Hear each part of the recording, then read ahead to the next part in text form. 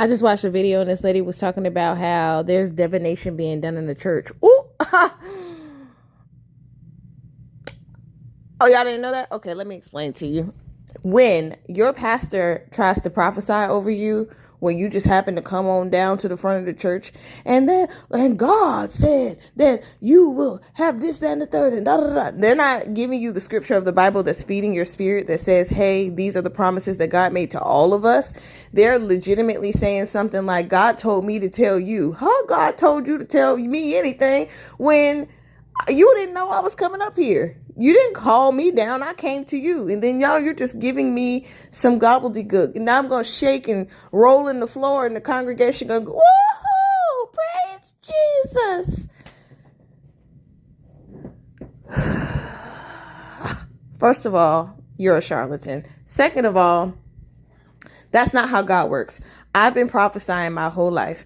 And the woman in this video said prophecy in the Bible is usually done across the board. Like there's a prophecy for many people, groups of people, nations of people, things like that. It's very rare that a prophecy is given to an individual person. That's not true. We see that in the book where I was describing Abraham in Genesis, right in the beginning of the ding dang Bible.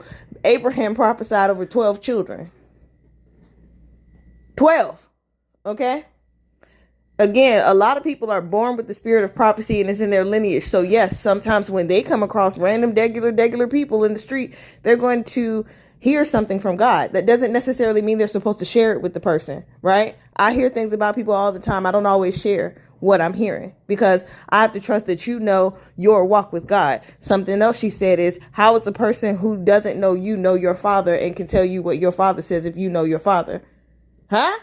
Speaking of God, right? And she is correct in that aspect, which is why I don't always share what I'm hearing. I'm going to trust that you hear God unless God tells me specifically to tell you something. I'm not going to say anything to you. I can hear all I want to hear, but I'm not going to tell you anything. A lot of the times, your pastors, your reverends, and all these people that's in the church, all these people who you give spiritual authority over your vessel, over your mind, your body, your soul, and your spirit, they are using divination and they are lying to you. And they're telling you what they want you to hear in order for you to continue to fuel the machine. Because again, if you are operating the way that you're supposed to be operating, you're supposed to hear from God. You're supposed to hear from God before anyone else.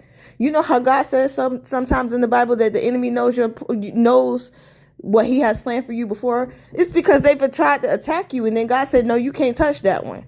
And then they said, well, why? And then they go do divination to figure out why. God don't tell them what they've been planning for you.